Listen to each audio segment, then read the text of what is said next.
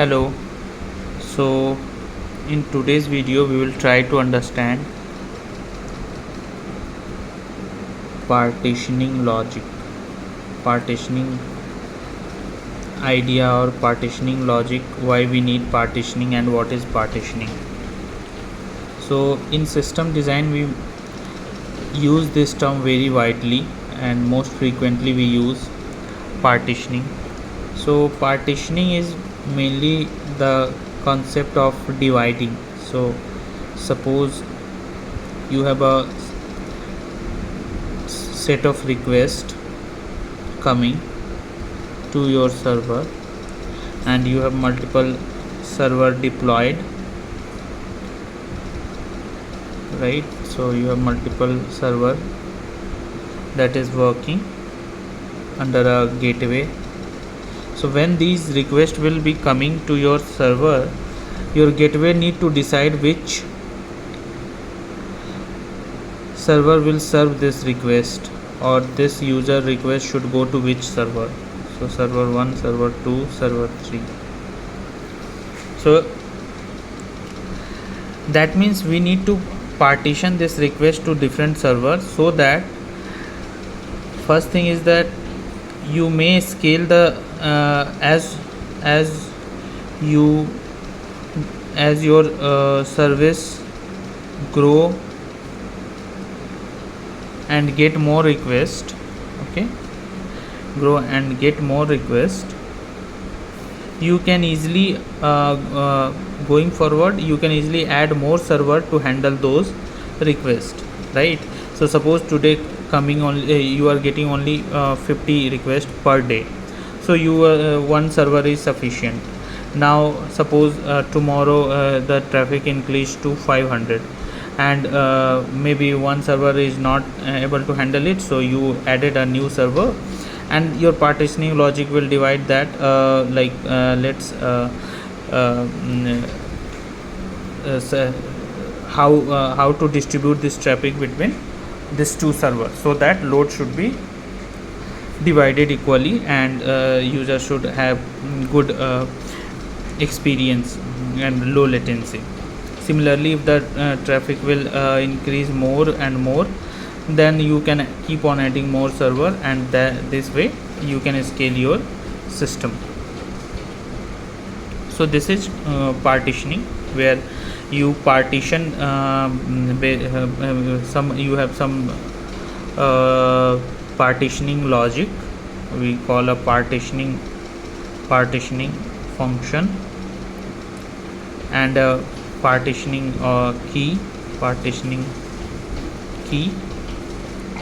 So partitioning key can be, here in this case, can be a user name or user ID.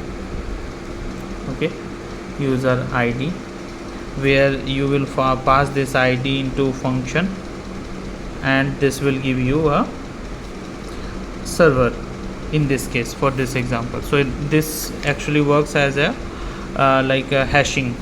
It's work like a hashing. Okay, where you pass some input to your function, and key and index is returned, and based on that index you will redirect the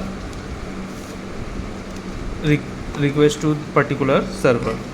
In this case, these are the different server. So mainly how it is helping you to scale your system as the load grows, means as the load increases, you can keep on adding the more server and serving the request.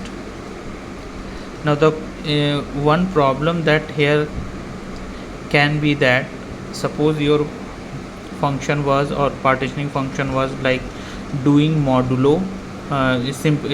Suppose this is a very simple function, which what it does, it takes ID and perform modulo operation on that, and below is the and modulo with number of server, and it returns the index whatever the result it gets. So suppose there is 5 user 1, user 2, user 3, user 4 and user 5, and its id is 1 2 3 4 5. So initially there was only one server, as we discussed, so all the server was going to the same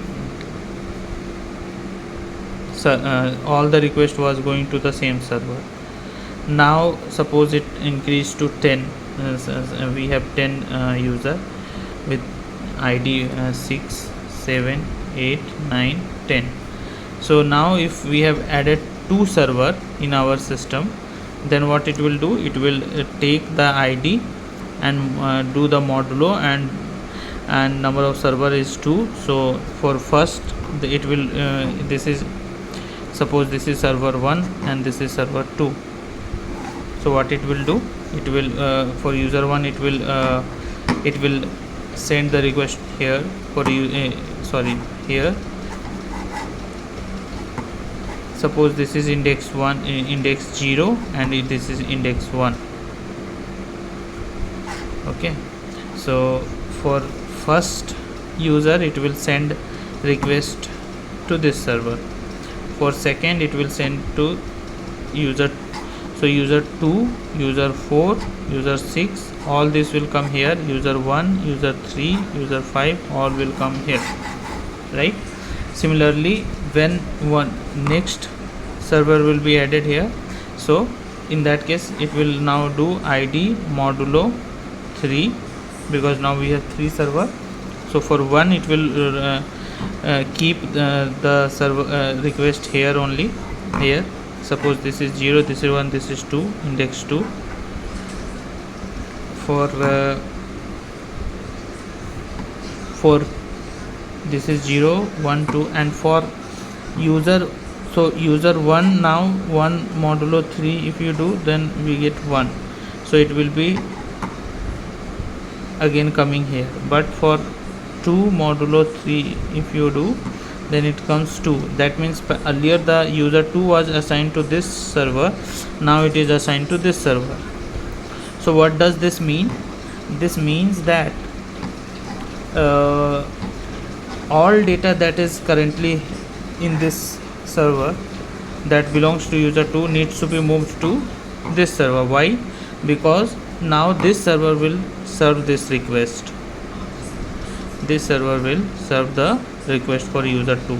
But if user 2 data will be here, then it is difficult, then the data will be not found and user 2 request will fail.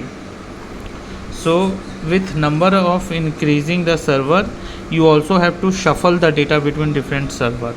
This is a big drawback of this partitioning logic. Drawback. The benefit are that you are able to add more server as the